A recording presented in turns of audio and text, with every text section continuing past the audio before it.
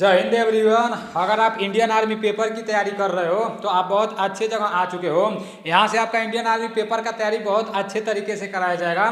देखो, कल भी हमारे दो दोस्त फ़ोन किए थे और उससे पहले तो 12-13 लोग फ़ोन किए थे जिनका इंडियन आर्मी में फाइनल सिलेक्शन हो चुका है।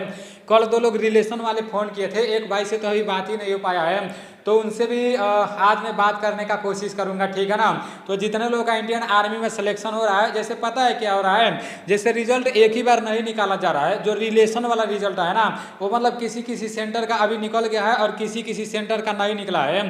तो जो लोग रिलेशन वाला हमारा वीडियो देखे थे अभी इस टाइम में, मैं आप लोग को वो तो दिखाया ही था जो 10 सितंबर का पेपर हुआ था। उससे पहले जो लोग पेपर देने वाले थे ना, वो लोग हमारा वीडियो देख रहे थे, तो उसमें से बहुत सारा जीके जीएस का प्रश्न आया था। तो वो सभी साथी अभी याद कर रहे हैं, मतलब सिलेक्शन होने के बाद फ़ोन कर रहे हैं। तो उन सभी साथियों को मेरे तरफ से बहुत बहुत धन्यवाद।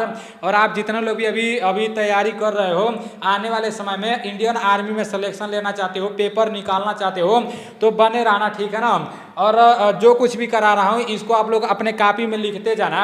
आज के इस वीडियो में टोटल 50 प्रश्न लिए गए हैं, टोटल 50 प्रश्न लिए गए हैं। 15 प्रश्न सामान्य ज्ञान के रहने वाले हैं, 15 प्रश्न सामान्य विज्ञान के रहने वाले हैं और 15 प्रश्न मैथ के रहने वाले हैं, 5 प्रश्न रीजनिंग के रहने वाले हैं। आप लोगों का पूरा एक प्रैक्टिस सेट होगा, ठीक है ना। तो 50 प्रश्न में से आप लोगों का कितना प्रश्न सही होगा, लास्ट में ईमानदारी पूर्वक से कमेंट करके जरूर बताना, ठीक है ना। सबसे पहला प्रश्न है कि लीग ऑफ नेशन की स्थापना कब हुई। लीग ऑफ नेशन की स्थापना कब हुई, मोस्ट इंपॉर्टेंट प्रश्न है। 1945, 1985, 1920 और 1995। इसका राइट आंसर क्या हो जाएगा, इसका राइट आंसर 1920 हो जाएगा। 10 जनवरी 1920 को लीग ऑफ नेशन की स्थापना हुई। अब बहुत सारे लोगों के दिमाग में ये चल रहा होगा कि लीग ऑफ नेशन क्या होता है, तो इसके बारे में आप सभी लोगों को पता होना चाहिए। देखो, प्रथम विश्व युद्ध 1914 से लेकर 1918 के बीच में हुआ। तो प्रथम विश्व युद्ध में जैसे मित्र राष्ट्रों और धुरी राष्ट्र के बीच में युद्ध हुआ था, तो उसी को शांति रखने के लिए, उसी को शांति बनाए रखने के लिए लीग ऑफ नेशन का स्थापना किया गया, ठीक है ना। मतलब जो युद्ध हो रहा था उसको शांति बनाए रखने के लिए लीग ऑफ नेशन का स्थापना किया गया 10 जनवरी 1920 को, ठीक है ना। नेक्स्ट प्रश्न की तरफ चलते हैं। नेक्स्ट प्रश्न है, रूस की मुद्रा क्या है, रूबल, रियाल, रुपया और रैंड। इसका राइट आंसर क्या हो जाएगा, इसका राइट आंसर रूबल हो जाएगा। रूस की मुद्रा क्या है, तो रूस की मुद्रा रूबल है। आप लोग अपने कॉपी में लिख लेना, ठीक है ना।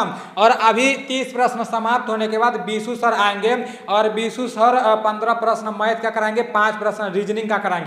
तो आप लोग पहले से ही पेन और कॉपी लेकर बैठे रहो। मैं जितना भी जीके जीएस का क्लास करा रहा हूं, ये तो संडे के दिन मैं रिवीजन कराऊंगा, इतना आप लोग अपने दिमाग में बैठा लेना, ठीक है ना। मैं जितना भी जीके जीएस आप लोग को पढ़ाऊंगा, उम्मीद जैसे कोशिश करूंगा कि मैं आप लोग को उतना जैसे याद करा दूं, और मुझे उम्मीद है कि आप लोग भी याद करोगे। अगर अपने कॉपी में लिखोगे और ध्यान से वीडियो देखोगे ना, तो आप लोग याद करोगे। अगर आप लोग अपने कॉपी में लिखबे नहीं करोगे तो फिर कहां से याद हो पाएगा मेरे भाई। इसलिए एक एक प्रश्न को अपने कॉपी में लिखा करो। रूस की मुद्रा रूबल है, ठीक है ना। नेक्स्ट प्रश्न है कि G20 शिखर सम्मेलन का आयोजन दिल्ली की किस बिल्डिंग में हुआ। देखो कितना हार्ड प्रश्न है। यहां पर बोला जा रहा है कि G20 शिखर सम्मेलन का आयोजन दिल्ली की किस बिल्डिंग में हुआ। इंडिया मंडपम, भारत सेंटर, राय विला और भारत मंडपम। जो लोग G20 के बारे में जानते होंगे उनको अच्छी तरह से पता होगा। इसका राइट आंसर भारत मंडपम हो जाएगा। Bharat Mandapam is right answer. G20 शिखर सम्मेलन का आयोजन दिल्ली के किस बिल्डिंग में हुआ, तो दिल्ली के भारत मंडपम में हुआ, ठीक है ना। नेक्स्ट प्रश्न है कि 17वां प्रवासी भारतीय दिवस फरवरी 2023 में कहां मनाया गया। मोस्ट इंपॉर्टेंट प्रश्न है ये प्रश्न। जैसे कई बार मतलब इस तरह नहीं पूछा जाता है भारतीय प्रवासी दिवस कब मनाया जाता है, उस तरह से पूछा जाता है। ये करंट अफेयर्स का प्रश्न है, ठीक है ना। 17वां प्रवासी भारतीय दिवस फरवरी 2023 में कहां मनाया गया, इंदौर, दिल्ली, मेघालय और गोवा। इसका राइट आंसर इंदौर हो जाएगा। Indore is right answer. 17वां प्रवासी भारतीय दिवस फरवरी 2023 में कहां मनाया गया, तो इंदौर में मनाया गया।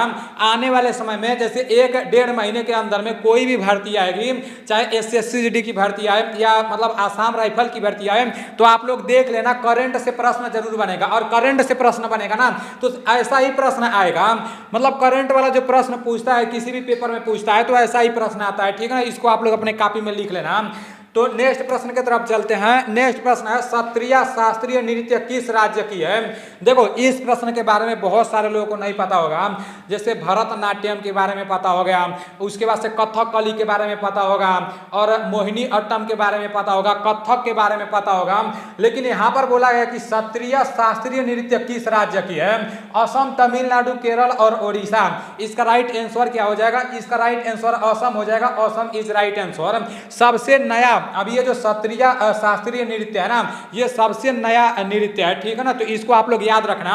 और सबसे पुराना नृत्य कौन सा है, तो भरतनाट्यम है, ठीक है ना, वो भी आप लोगों को पता होना चाहिए। नेक्स्ट प्रश्न की तरफ चलते हैं। नेक्स्ट प्रश्न है सर्वाधिक साक्षरता वाला राज्य कौन सा है। सर्वाधिक साक्षरता वाला राज्य कौन सा है, बिहार, केरल, सिक्किम और हरियाणा। साक्षरता मतलब क्या होता है, मतलब सबसे ज्यादा पढ़े लिखे लोग किस राज्य में हैं, ये आप सभी लोगों को पता होना चाहिए। तो इसका राइट आंसर केरल हो जाएगा। Kerala is right answer. इसमें सबसे जरूरी आप लोगों को ये समझना है ना कि साक्षरता का मतलब क्या होता है, क्योंकि जिन लोगों को नहीं पता रहता है वो लोग सिर्फ रट लगाते हैं। देखो मुझे भी पहले नहीं पता था, लेकिन जब मैं जैसे विशु सर के साथ रहने लगा और जब इन सब चीजों को ध्यान से देखने लगा, तब मुझे छोटी छोटी बातों पर जैसे जब सर्च करने का जरूरत होता है ना, तब मुझे पता चलता है, ठीक है ना। तो मैं समझता हूँ जिन लोगों को नहीं पता रहता है वो लोग सोचते हैं साक्षरता क्या होता है, और जब साक्षरता वर्ड ही नहीं पता रहेगा तो फिर प्रश्न को याद करने में बहुत ज्यादा कठिनाई होता है। अब आप लोगों को पता चल गया कि साक्षरता मतलब होता है सबसे ज्यादा पढ़ा लिखा वाला। तो भाई अब आप लोगों के दिमाग में आ जाए कि सबसे ज्यादा पढ़ा लिखा वाला राज्य कौन सा है, केरल है, ठीक है ना। जहां भी साक्षरता आ जाएगा वहां आप लोग जान जाना कि सबसे ज्यादा पढ़ा लिखा वाला के बारे में बात किया जा रहा है। नेक्स्ट प्रश्न है कि मेघालय का राज्यपाल कौन है। राज्यपाल से एक प्रश्न बनता है, राजधानी से एक प्रश्न बनता है, और जैसे मुख्यमंत्री से एक प्रश्न बनता है। तो ये आप लोगों को पता होना चाहिए। मेघालय के राज्यपाल कौन है, श्री गुलाब चंद्र कटारिया, श्री फागू चौहान, श्री यल्ले गणेशन, इनमें से कोई नहीं। इसका राइट आंसर हो जाएगा श्री फागू चौहान, ठीक है ना। Shri Phagu Chauhan is right answer. और असम के राज्यपाल कौन है, ये आप लोग कमेंट करके बताना, आप लोग के सामने दिख रहा है, ठीक है ना। असम के राज्यपाल मैं आप लोग को नहीं बताऊंगा क्योंकि कल मैं आप लोग को बताया था। नेक्स्ट प्रश्न है कि हम्पी के स्मारक समूह कहाँ स्थित है। हम्पी के स्मारक समूह कहाँ स्थित है, राजस्थान, कर्नाटक, असम और ओडिशा। हम्पी के स्मारक समूह कहां पर स्थित है, इसका राइट आंसर कर्नाटक हो जाएगा। हम्पी का स्मारक समूह कर्नाटक में स्थित है। Karnataka is right answer. आप लोग अपने कॉपी में इस प्रश्न को लिख लेना। नेक्स्ट प्रश्न है द्वितीय विश्व युद्ध कब से कब तक चला। द्वितीय विश्व युद्ध कब से कब तक चला, 1945 से 46, 1914 से 18, 1939 से 45, 1900, इनमें से कोई नहीं। ये प्रश्न जिसको नहीं पता होगा ना, तो भाई मैं उसके लिए क्या शायरी बोलूं यार, ये प्रश्न तो पता होना चाहिए, ठीक है ना। द्वितीय विश्व युद्ध, प्रथम विश्व युद्ध, ये एनसीसी से ही पूछता है। प्रथम विश्व युद्ध 1914 से 18 तक हुआ था, और द्वितीय विश्व युद्ध कब हुआ था। देखो प्रथम विश्व युद्ध मित्र राष्ट्रों और धुरी राष्ट्रों के बीच में हुआ था, और द्वितीय विश्व युद्ध भी मतलब उन्हीं लोगों के बीच में हुआ था। तो इसका राइट आंसर 1939 से 1945 हो जाएगा। 1939 से 1945 इज राइट आंसर। प्रथम विश्व युद्ध 1914 से 18 और द्वितीय विश्व युद्ध 1939 से 45, ठीक है ना। नेक्स्ट प्रश्न है साइना नेहवाल का संबंध किस खेल से है। मोस्ट इंपॉर्टेंट प्रश्न है, ठीक है ना। साइना नेहवाल का संबंध किस खेल से है, क्रिकेट, बैडमिंटन, टेनिस और शतरंज है। इसका राइट आंसर बैडमिंटन हो जाएगा। Badminton is right answer. Saina Nehwal का संबंध बैडमिंटन से है। नेक्स्ट प्रश्न है डीआरडीओ का पूरा नाम क्या है, डिफेंस रिसर्च डेवलपमेंट ऑर्गेनाइजेशन इसका पूरा नाम होता है। इसमें मैं 4 ऑप्शन से इसलिए नहीं दिया हूं, जैसे बहुत ज्यादा लोग कंफ्यूजन में पड़ जाते हैं। तो आप लोग सिर्फ ये याद रखो कि डीआरडीओ का फुल फॉर्म क्या होता है। इसरो का इस बार पूछा गया था, डीआरडीओ का भी पूछा गया था, और भी बहुत सारा प्रश्न पूछा गया था। तो जितना भी इस बार इंडियन आर्मी के पेपर में प्रश्न पूछा गया था फुल फॉर्म से रिलेटेड ना, वो सारा का सारा फुल फॉर्म मैं आप लोग को याद करा दूंगा। बस आप लोग को अपने कॉपी में लिखना है, ठीक ना। यहाँ पर डीआरडीओ का पूरा नाम क्या है, defence research and development organisation. आप लोग अपने कॉपी में लिख लो, और संडे के दिन भी दोबारा इस प्रश्न को मैं दिखाऊंगा, ठीक है ना। डीआरडीओ का full form defence research and development organisation होता है, ठीक है ना। Defence research and development organisation. Next प्रश्न है टेलीस्कोप का आविष्कार किसने किया। टेलीस्कोप का आविष्कार किसने किया, गैलीलियो ने, आर्यभट्ट ने, ग्राहम बेल ने, इनमें से कोई नहीं। इसका राइट आंसर क्या हो जाएगा, इसका राइट आंसर गैलीलियो ने हो जाएगा। टेलीस्कोप का आविष्कार किसने किया? टेलीस्कोप का आविष्कार गैलीलियो ने किया। Galileo is right answer. Next प्रश्न है कि क्रिकेट एशिया कप 2023 की उप विजेता कौन है? क्रिकेट एशिया कप 2023 की उप विजेता टीम कौन है? देखो ये करंट अफेयर्स का प्रश्न है। जो लोग मैच नहीं देखते होंगे शायद पता नहीं उन लोगों को पता होगा कि नहीं पता होगा, लेकिन ये प्रश्न आप लोगों को पता होना चाहिए, ठीक है ना। क्रिकेट एशिया कप 2023 की उप विजेता टीम कौन है और विजेता टीम कौन है? मैं लिख कर दे सकता हूं, इसमें से ये प्रश्न पूछा जाएगा, ठीक है ना। या तो विजेता टीम पूछा जाएगा, नहीं तो उप विजेता टीम पूछा जाएगा। आप लोग देख लेना, ठीक है ना। और ये वीडियो मैं उस दिन आप लोगों को दिखाऊंगा जिस दिन आप लोग इंडियन आर्मी का पेपर देने जाओगे, क्योंकि ऐसा ही प्रश्न इंडियन आर्मी के पेपर में पूछा जाता है। भारत, पाकिस्तान, श्रीलंका, इनमें से कोई नहीं, तो इसका राइट आंसर क्या हो जाएगा? इसका राइट आंसर श्रीलंका हो जाएगा, ठीक है ना। क्रिकेट एशिया कप 2023 की उप विजेता टीम श्रीलंका है। अगर पूछ देगा कि क्रिकेट एशिया कप 2023 की विजेता टीम कौन है, तो विजेता टीम भारत है, ठीक है ना। दोनों आप लोगों को पता होना चाहिए। उप विजेता टीम कौन है? उप विजेता टीम श्रीलंका है और विजेता टीम कौन है? विजेता टीम भारत है, ठीक है ना। आप लोग इसको अपने कॉपी में लिख लेना, दोनों के बारे में आप लोग लिख लेना। और यहाँ पर 2023 का बात बोला जा रहा है, 2023 भी अपने दिमाग में बैठा लेना, ठीक है ना। नेक्स्ट प्रश्न है कि हाल ही में नाइजीरिया के राष्ट्रपति कौन बने हैं?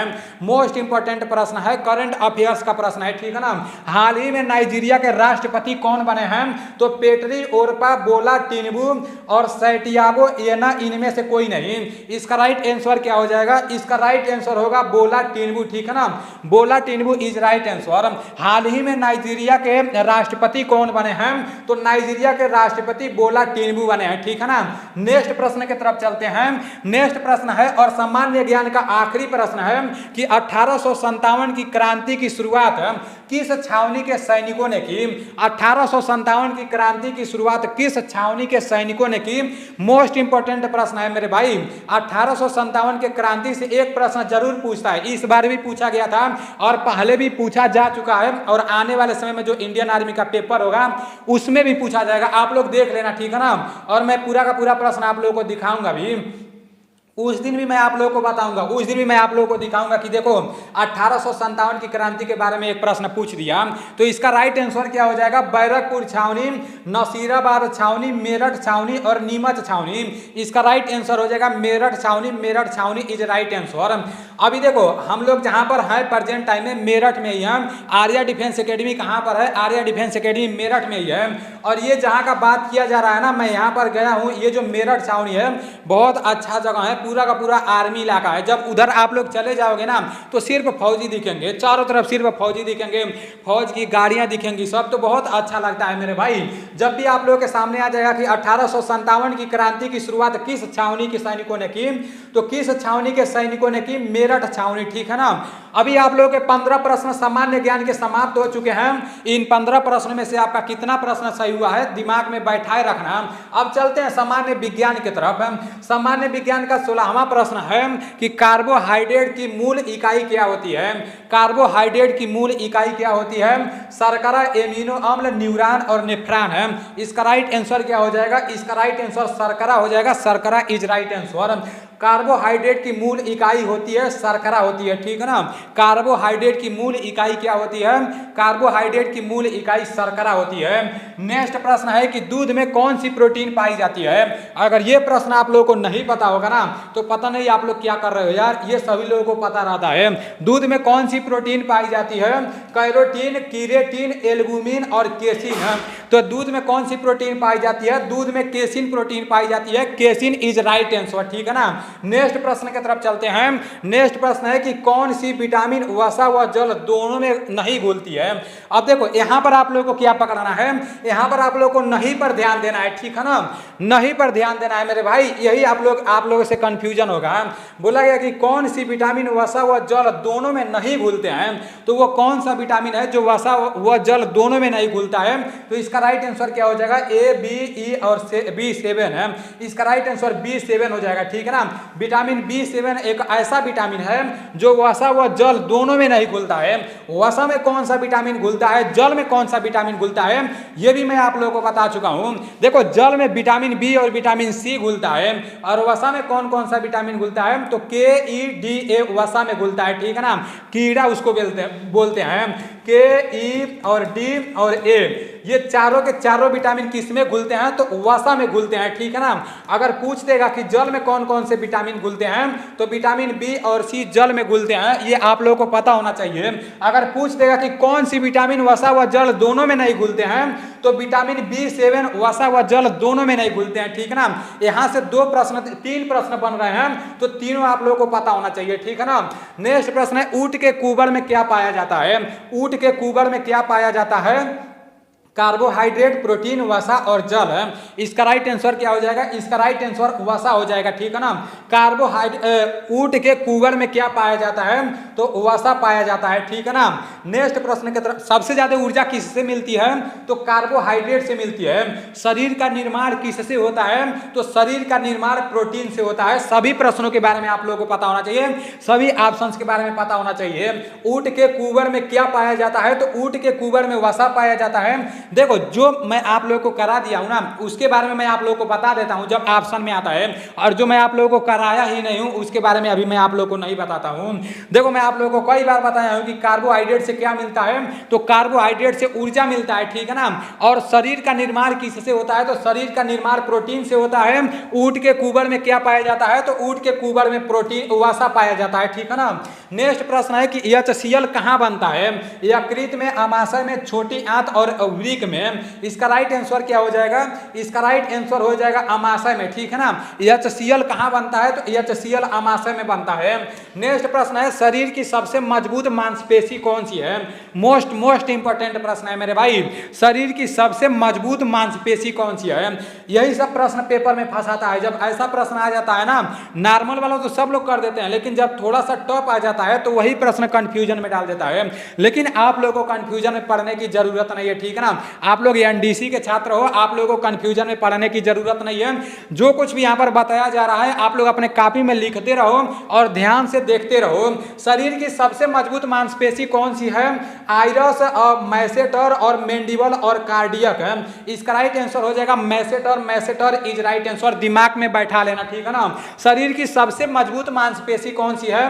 तो शरीर की सबसे मजबूत मांसपेशी मैस्टर होता है, ठीक है ना। और एक प्रश्न मैं आप लोगों के लिए छोड़ रहा हूं, हमारे शरीर में कितनी मांसपेशियां पाई जाती है ये आप लोगों को बताना है, ठीक है ना।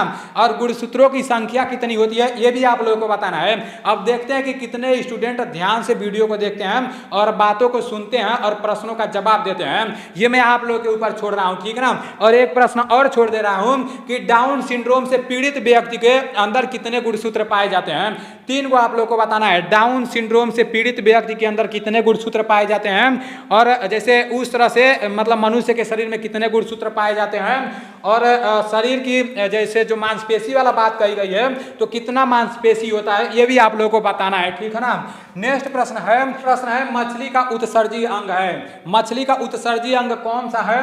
फेफड़ा, त्वचा, वृक्क और यकृत। इसका राइट आंसर क्या हो जाएगा? इसका राइट आंसर वृक्क हो जाएगा। वृक्क इज राइट आंसर। मछली का उत्सर्जी अंग कौन सा है? तो वृक्क है, ठीक है ना। देखो, ऐसा प्रश्न पहले इंडियन आर्मी के पेपर में ज्यादा नहीं पूछा जाता था, लेकिन अभी प्रेजेंट टाइम में ऐसा ही प्रश्न पूछा जा रहा है। तो ऐसे प्रश्नों को आप लोग अपने दिमाग में बैठा लो, ठीक है ना। मछली का उत्सर्जी अंग वृक्क होता है। वृक्क इज राइट आंसर। नेक्स्ट प्रश्न है मानव मस्तिष्क का सबसे बड़ा भाग है। ये प्रश्न तो इंडियन आर्मी का बहुत पुराना प्रश्न है, बहुत बार पूछा गया है, ठीक है ना। मानव मस्तिष्क का सबसे बड़ा भाग कौन सा होता है? प्रामस्तिष्क, अनुमस्तिष्क, थैलेमस और इनमें से कोई नहीं। इसका राइट आंसर प्रामस्तिष्क हो जाएगा। प्रामस्तिष्क इज राइट आंसर। अपने कॉपी में लिख लेना। मानव मस्तिष्क का सबसे बड़ा भाग कौन सा होता है? तो मानव मस्तिष्क का सबसे बड़ा भाग प्रामस्तिष्क होता है, ठीक है ना। नेक्स्ट प्रश्न है निम्न में से कौन सी नर युग्मक है? निम्न में से कौन से नर युग्मक है? शुक्राणु, अंडाणु, वृषण और शीशन है। इसका राइट आंसर शुक्राणु हो जाएगा। शुक्राणु इज राइट आंसर। नेक्स्ट प्रश्न है कि अनुप्रस्थ तरंगों को उत्पन्न किया जा सकता है। अनुप्रस्थ तरंगों को उत्पन्न किया जा सकता है, किसमें उत्पन्न किया जा सकता है? केवल ठोस में, केवल द्रव में, केवल गैस में, इनमें से कोई नहीं। इसका राइट आंसर केवल ठोस में हो जाएगा। केवल ठोस में इज राइट आंसर। नेक्स्ट प्रश्न की तरफ चलते हैं। नेक्स्ट प्रश्न है प्राथमिक रंग कौन कौन से होते हैं? मोस्ट इंपॉर्टेंट प्रश्न है। कई सालों से इंडियन आर्मी के पेपर में प्रश्न पूछे जाते हैं और इस बार भी पूछा गया था। होगा और आने वाले समय में जो इंडियन आर्मी का पेपर होगा उसमें भी यह प्रश्न पूछा जाएगा, ये आप सभी लोगों को पता होना चाहिए। प्राथमिक रंग कौन कौन से होते हैं, जल्दी से आप लोग अपने कॉपी में इस प्रश्न को लिख लो, ठीक है ना। लाल, हरा, पीला, नीला, हरा, लाल, नीला, हरा और नीला, हरा, पीला, इनमें से कोई नहीं। इसका राइट आंसर हो जाएगा लाल, नीला, हरा, ठीक है ना। लाल, नीला, हरा इज राइट आंसर। नेक्स्ट प्रश्न है कि किलोवाट मापने की इकाई है। किलोवाट मापने की इकाई क्या है? विद्युत ऊर्जा, विद्युत शक्ति, विद्युत धारा, इनमें से कोई नहीं। इसका राइट आंसर क्या हो जाएगा? किलोवाट मापने की इकाई क्या है? किलोवाट मापने की इकाई विद्युत शक्ति है। विद्युत शक्ति इज राइट आंसर। नेक्स्ट प्रश्न है कि क्रिया प्रतिक्रिया का नियम है। क्रिया प्रतिक्रिया का नियम क्या है? पहला, दूसरा, तीसरा और इनमें से कोई नहीं। इसका राइट आंसर तीसरा हो जाएगा। तीसरा इज राइट आंसर। ये बहुत बार पूछा गया है क्रिया प्रतिक्रिया। जैसे क्रिया प्रतिक्रिया का मतलब ये हो गया ना, जैसे मान लो कोई वस्तु है, आप उसको धक्का दे रहे हो तो उधर से फिर जितना आप बल लगाओगे ना, फिर से मतलब क्रिया करोगे ना, तो फिर उधर से रिटर्न आ जाएगा, ठीक है ना। तो यही होता है, जैसे बंदूक जैसे रहता है, गोली चलाओगे तो जैसे गोली जैसे आगे जाएगा ना तो फिर से बंदूक पीछे आएगा। तो ये आप लोगों को पता होना चाहिए क्रिया प्रतिक्रिया का नियम क्या है। तो ये तीसरा नियम है, ठीक है ना। नेक्स्ट प्रश्न है फलों को पकाने वाली गैस है। फलों को पकाने वाली गैस कौन सी है? तो नियान, एथिलीन, ऑक्सीजन और नाइट्रस ऑक्साइड। इसका राइट आंसर हो जाएगा ethylene. Ethylene is right answer. फलों को पकाने वाली कौन सी गैस है? तो फलों को पकाने वाली एथिलीन गैस है। आप लोग अपने कॉपी में लिख लो, ठीक है ना। नेक्स्ट प्रश्न है और लास्ट प्रश्न है कि शुष्क बर्फ है। शुष्क बर्फ कौन सा है? ठोस CO2 और द्रव H2, द्रव N2 और द्रव Na। इसका राइट आंसर क्या हो जाएगा? इसका राइट आंसर ठोस CO2 हो जाएगा। ठोस CO2 इज राइट आंसर। अभी आप लोगों के सामान्य ज्ञान और सामान्य विज्ञान के 30 प्रश्न समाप्त हो चुके हैं। अब बीसू सर आ रहे हैं, 20 प्रश्न कराएंगे, जिसमें से 15 प्रश्न मैथ कराएंगे और 5 प्रश्न रीजनिंग कराएंगे। तो आप लोग अपने कॉपी में अच्छे से रीजनिंग और मैथ को देखो, ठीक है ना। और आइए सर। सबसे पहले सभी को जय हिंद। और जो क्लास थी बहुत बढ़िया, 15 क्वेश्चन जो जीके के आपके और 15 आपके साइंस के। देखो हकीकत में मैं भी बहुत सारे स्टूडेंट्स को पढ़ा चुका हूँ और अभी भी रेगुलर पढ़ा रहे हैं, लेकिन नीलेश भाई के अंदर जो एनर्जी देखने को मिल रही है उस एनर्जी का लेवल ही अलग है। मतलब इतने कम टाइम में, देखो यूट्यूबर बहुत हैं, इतने कम टाइम में क्या हुआ, इन्होंने अपने आप को कैसे एक टीचर के अनुसार ढाल लिया। और आपको हकीकत बता रहा हूँ मैं, रात के 12-12, 1-1 बजे तक ये आप लोगों के लिए मेहनत कर रहे हैं। प्रतिदिन एक से एक अच्छे से अच्छे क्वेश्चन आप लोगों के लिए ला रहे हैं, करंट के बहुत अच्छे क्वेश्चन ला रहे हैं। तो भाई दोस्तों, आपके लिए वाकई में एक भगवान की तरह काम कर रहे हैं। बस आप लोगों से यही कहना चाहूँगा, जो ये आपके लिए मेहनत कर रहे हैं दोस्तों, उस मेहनत को जाया मत जाने देना। और आप रेगुलर इसी तरह जो क्वेश्चन ये सर करा रहे हैं, आपको नीलेश भाई करा रहे हैं, उनको रेगुलर अपनी कॉपी में उतारो, नोटबुक में उतारो और आप देखना वर्दी 100% दोस्तों आपको मिलेगी। तो थैंक्स नीलेश भाई, आपका बहुत बहुत थैंक्स बच्चों को इतने अच्छे क्वेश्चन कराने के लिए। और चलते हैं आज के अपने मैथ्स के सेशन पर। और मैथ्स का जो सेशन शुरू होता है 31वें से है, आपका जो 50 क्वेश्चन तक है वो आपके मैथ्स के क्वेश्चन है। चलते हैं आज का अपना पहला क्वेश्चन, मोस्ट इंपोर्टेंट, पेपर में बहुत बार आ चुका है कि एक परीक्षा में 400 विद्यार्थी उत्तीर्ण हुए। उत्तीर्ण का मतलब पास हुए, और 60% विद्यार्थी क्या हुए? फेल हुए। तो परीक्षा में कुल कितने विद्यार्थी थे? अब कहा क्या, देखो परीक्षा में जो थे वो 100% स्टूडेंट थे। कितने थे? 100%। परीक्षा में जो बच्चे थे वो 100% थे, और 100 में से क्या हो गया, 2 उसमें डिवाइड कर लिया, ये 60% क्या हुए? फेल हुए।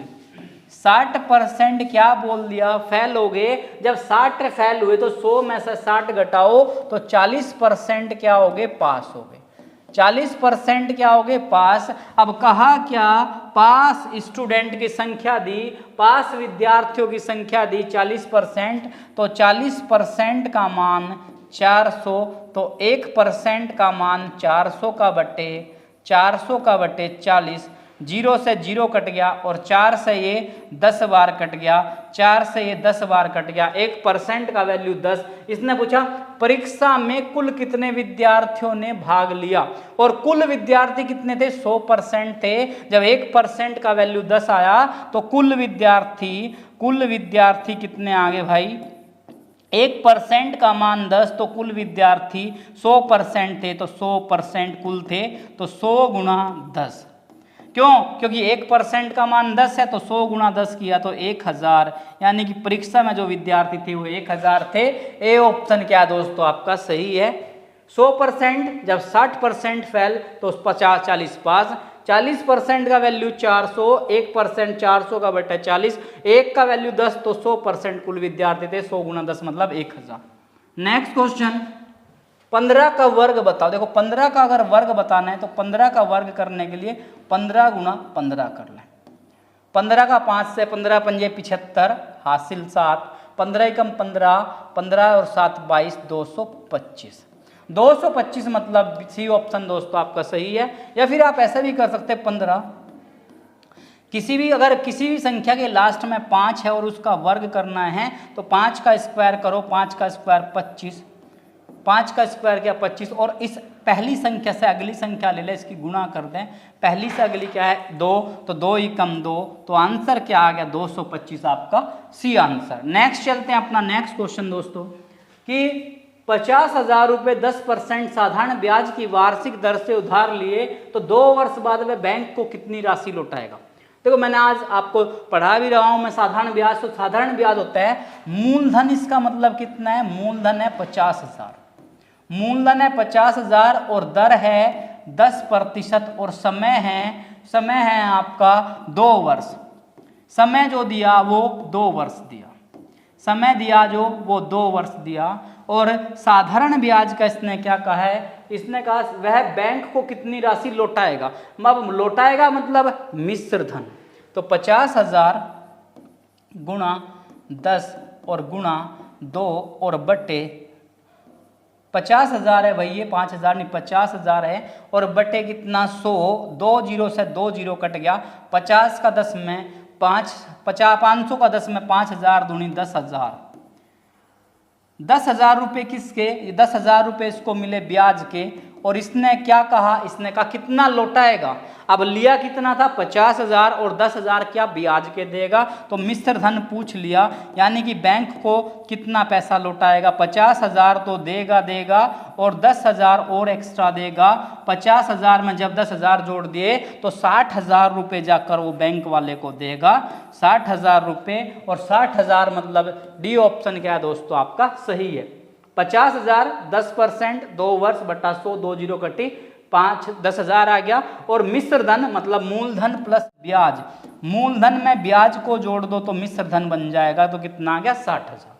चलते हैं आज के नेक्स्ट क्वेश्चन पर, मोस्ट इंपोर्टेंट। ए और बी एक काम को बहुत ज्यादा बार आता है भाई, क्या कहा, ए और बी एक काम को, ये कह रहा है 4 दिन में करते हैं। ए और बी एक काम को 4 दिन में करते हैं, ए अकेला इस काम को 6 दिन में करते हैं। ए और बी क्या करते हैं 4 दिन में करते हैं, और ए अकेला कितने में 6 दिन में करता है। अब क्या करो 4 और 6 का आप एलसीएम ले लो। 4 और 6 का एलसीएम लिए तो 12 बनता है। 4 का और 6 का एलसीएम कितना बना 12। अब 4 से ये जो 12 है, 4 से ये 12, 4 तिया 12, 3 बार कटा, और 6 से ये 12, सॉरी ए और 6 से ये 12 2 बार कटा, 6 दूनी 12। ए और बी 4 दिन में, ए अकेला 6 दिन में, तो बी अकेला पूछ लिया। जब भी अकेले का काम पूछे तो क्या करेंगे, दोनों 3 काम कर रहे और अकेले ने 2 काम कर लिया, तो 3 से 2 गए, तो बी अकेले का काम आ गया पर डे का 1। 3 में से क्या करा 2 घटा दिया, 1 आ गया। और काम कितना करना 12, तो 12 का बटा 1, तो मतलब 12 दिन में क्या करेगा, काम को कंप्लीट करेगा। ऑप्शन डी क्या है दोस्तों आपका सही है। 4 और 3 6, देखो ए और बी 4, ए अकेला 6, 4 और 6 का एलसीएम 12, 4 तिया 12, 6 दूनी 12। अकेला पूछा तो घट जाएगा, अगर दोनों मिलाकर पूछता फिर उस सिचुएशन में जुड़ जाता है। 3 में से 2 गया 1, 12 का बटा 1, तो मतलब 12 दिन। नेक्स्ट क्वेश्चन चलें। ये क्वेश्चन पहले कभी नहीं बना, लेकिन 2020 के एग्जाम में, 2020 में 19 जनवरी को एग्जाम होता, वहां पर ये क्वेश्चन बना था हमारे मेरठ एआरओ के अंदर। ए और बी मिलकर, देखो ए और बी मिलकर एक काम को 20 दिन में करते हैं, बी और सी मिलकर उसी काम को 15 दिन में, और सी और ए मिलकर अब 2 बंदे लगे हुए हैं 12 दिन में। देखो ए और बी क्या बोल दिया, ए और बी किसी काम को 20 दिन में, बी और सी 15 में, सी और ए 12 दिन में। अब दो दो बंदे लगे हुए हैं भाई, तो क्या करो एलसीएम लो, 12 15 और 20 का एलसीएम में कितना है 60 आया। अगर आपसे एलसीएम निकालना नहीं आता तो आप एलसीएम वाला जो चैप्टर पढ़ाया मैंने उसमें एलसीएम लेकर देख लें, उस वाली वैल्यू को देख लें एक बार, देखो, या फिर ऐसे देख सकते हैं 20 15 और 12, 2 से कटा 10, नहीं कटता 15 जू का तो और 6, 2 से कटा 5 15 और 3, फिर किससे कटा 3 से कटा 5, 3 पंजा 15, 5 1, फिर 5 से 1 1 1, तो वैल्यू का जो एलसीएम आया 2 दूनी 4 दिया, 12 पंजे 60 और 60 को काट दिया 20 से तो 20 दिया 60, 15 चौके 60 और 12 पंजे 60। अब इसने क्या कहा, तीनों मिलकर कार्य को कितने दिन में पूरा करेंगे, तीनों मिलकर। अब तीनों को मिला दो भाई, मिलाने का मतलब जोड़ दिया, 3 और 4 7 और 5 12, तीनों मिलकर रोज का 12 कार्य कर रहे हैं, लेकिन क्या कहा तीनों मिलकर कार्य कितने दिन में पूरा करेंगे, लेकिन 12 दिन में करे तो 2 बंदे लग रहे थे, तो अकेले अकेले तो 60 का बटे क्या किया 12 किया, और यहाँ गुणा कितने की कर दी 2 की, कितने की 2 की गुणा कर दी। वैसे तो बहुत बड़े से लेवल पर जाएगा, लेकिन बड़े अगर यहाँ 3 आदमी लगते तो 3 की गुणा करते 60 में। देखो 60 का बटा क्या किया 12 और 12 पंजे 60 और 5 का 2 से गुणा किया 10, तो 10 मतलब सी ऑप्शन। बस समझने वाली बात क्या है यहाँ, 60 का बटा 12 गया। अब ये 2 समझने वाली बात है, वैसे तो अगर इसको मैं पूरा समझाता तो 4 से 5 लाइनें जाती, लेकिन 2 यहाँ भी 2 थे, यहाँ भी 2, यहाँ भी 2, तो इसलिए 2 की गुणा कर दी। जब अकेले अकेले पूछे, तीनों मिलकर पूछ लिया भाई, क्या पूछ लिया तीनों मिलकर, तो 60 का बटा क्या किया था 12 और 2 की गुणा। अगर 3 आदमी होते A B C A C A B इस तरह होता, फिर 3 की गुणा करते आप। तो नेक्स्ट क्वेश्चन चलते हैं अपना कि 1500 का 15%, ये तो 17 अप्रैल वाले एग्जाम में ही आ चुका है क्वेश्चन आपका। 1500 का 15% और माइनस 1000 का 5%। क्या कहा 1500 का 15% और माइनस 1000 का 5%। तो 1500 का मतलब गुणा 15 और बटे 100 माइनस 1000 का मतलब गुणा और 5 और बटे 100। तो 1500 का 15 निकाले, 2 जीरो से 2 जीरो कट गया, 15 का 15 से गुणा 225 माइनस 2 जीरो से 2 जीरो कट गया, 10 का 5 में गुणा 50। अब 225 से 50 को क्या किया माइनस किया 5, 12 से 5 गया 7 और 1 175। तो 175 मतलब सी ऑप्शन क्या है आपका सही है। सी ऑप्शन क्या दोस्तों आपका सही है। चलते हैं नेक्स्ट क्वेश्चन पर। 3000 रुपए का 5% की दर से 2 वर्ष का साधारण ब्याज, अभी मैंने ब्याज वाला एक क्वेश्चन पहले भी कराया था। तो ब्याज बराबर साधारण ब्याज बराबर होता है, आप सूत्र से कर सकते हैं या वैसे कर सकते हैं, साधारण ब्याज बराबर मूलधन गुणा दर गुणा समय और बटे 100। साधारण ब्याज का मतलब क्या होता है मूलधन गुणा दर और गुणा समय और बटे 100, या बिना सूत्र के भी कर सकते हैं। एक बार सूत्र से देख लें आप।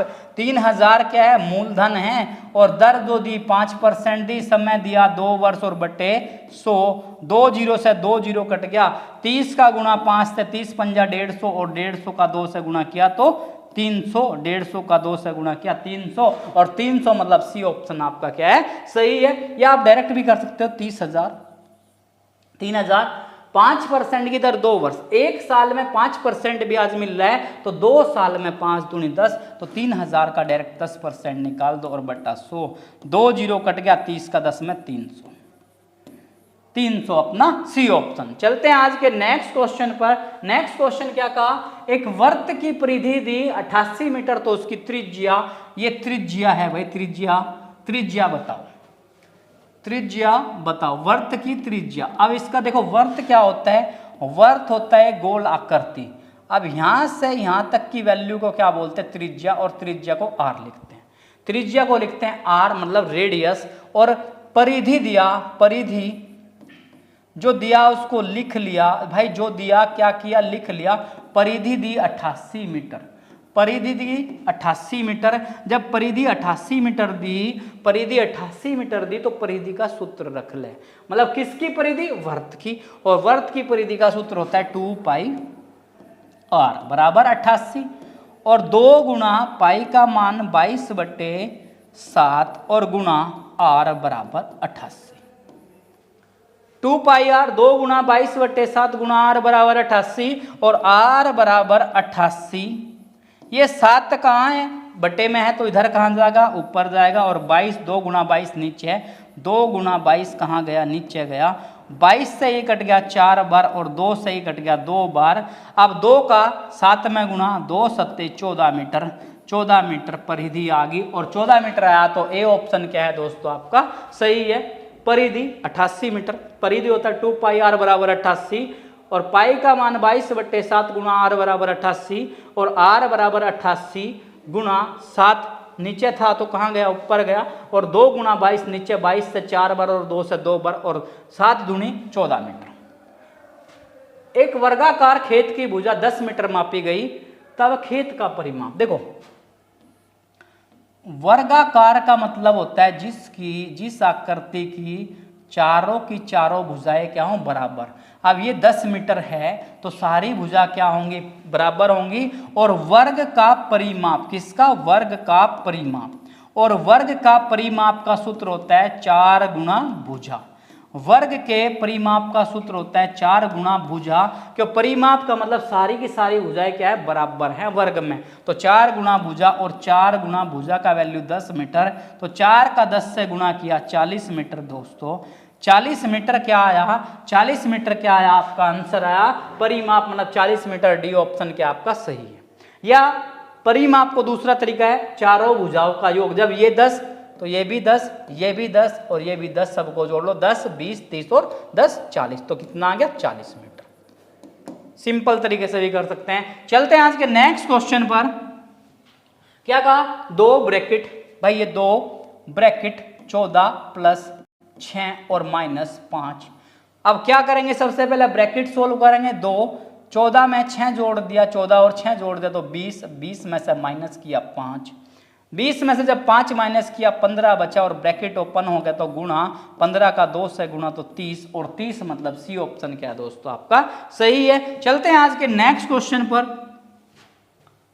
9, 12 और 18 का एलसीएम निकालो। 17 अप्रैल से जो 20, 22 अप्रैल तक पेपर हुआ उसमें इस तरह का क्वेश्चन बने। 9 का, 12 का और 18 का एलसीएम। भाई 9 का, 12 का और 18 का एलसीएम निकालना है। 9 का, 12 का और 18 का एलसीएम निकालना है। इस वैल्यू को हम डायरेक्ट काट सकते हैं कि 9 से कितना 36 कटता है, 12 से भी और 18 से भी। लेकिन आप वैसे काट लो, 2 से काट दिया, 9 नहीं कटा, 2 छिक्का 12 और 2 से 9 बार। फिर 2 से काट लिया 9, 3 और फिर 9 जू का 2, 3 से काट लिया 3, 1 और 3, फिर 3 से काट लिया 1, 1, 2 दूनी 4, 4 तिया 12 और 12 का 3 से गुणा किया 36। तो 12 का 3 से गुणा किया 36 मतलब ए ऑप्शन सही है। अगर आप एक्सपर्ट बन चुके हैं, अगर आप एक्सपर्ट बन चुके हैं तो 9, 12 और 18 डायरेक्ट वीएलसीएम निकाल सकते हैं 36, क्योंकि 9 से कटने वाली संख्या 36, 12 से कटने वाली 36 और 18 से भी कटने वाली 36 ही है। नेक्स्ट चलते हैं अगला क्वेश्चन कि 1 से 40 तक की प्राकृतिक संख्या।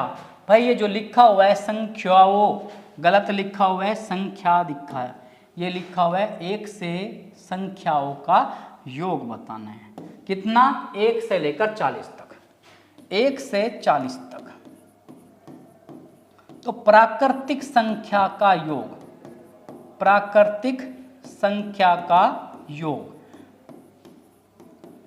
प्राकृतिक संख्या का जो योग होता है उसका सूत्र होता है, प्राकृतिक संख्या का जो योग होता है उसका सूत्र होता है n into n plus 1 upon 2, n into n plus 1 upon 2। और n का मतलब लास्ट का नंबर जो दिया 40, 40 गुणा 40 प्लस 1 और बटे 2।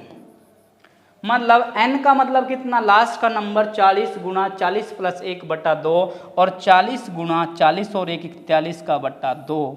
2 से काट लिया 20, 2 से कट गया 40 को 20 बार कटा। अब 41 का 20 में गुणा करो, 20 गुणा 41 0 2 2 चौक 8, तो कितना आ गया 820। और 820 क्या मिला आपको, बी ऑप्शन मिला दोस्तों। 820 क्या मिला, बी ऑप्शन।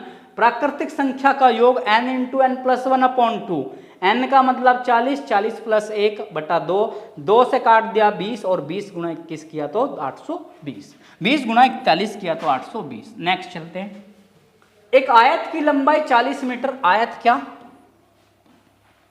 एक ऐसी आकृति जिसकी आमने और सामने की भुजा बराबर है, ये 40 मीटर दिया आयत की लंबाई। अब क्षेत्रफल दिया, आयत का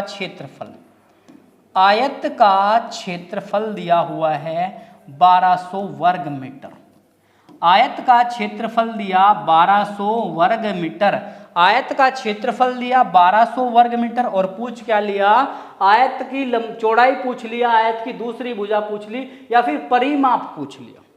क्या पूछ लिया, परिमाप। अब क्षेत्रफल दिया तो क्षेत्रफल का सूत्र होता है लंबाई गुणा चौड़ाई, लंबाई गुणा चौड़ाई बराबर 1200 वर्ग मीटर। देखो एक लाइन का क्वेश्चन भी कर सकते हैं, लेकिन अगर क्वेश्चन को समझना पड़ेगा, पहले बेसिक्स है। लंबाई 40 दिया, 40 मीटर गुणा चौड़ाई और बराबर 1200 वर्ग मीटर, 1200 वर्ग मीटर। अब चौड़ाई बराबर 1200 वर्ग मीटर, 1200 वर्ग मीटर का बटे कितना 40, और 0 से 0 कट गया मीटर, मीटर से 1 कटा 1 पावर, और 4 से कटा 30, कितना आ गया 30 आ गया। जब एक वैल्यू 40 थी तो दूसरी 30 आ गई, और 30 ऑप्शन में है भी। बट देखना क्या है कि पूछ लिया परिमाप। और परिमाप क्या होता है, परिमाप होता है चारों भुजाओं का योग, या फिर आप बिना सूत्र से कर सकते हैं, 2 ब्रैकेट लंबाई प्लस चौड़ाई।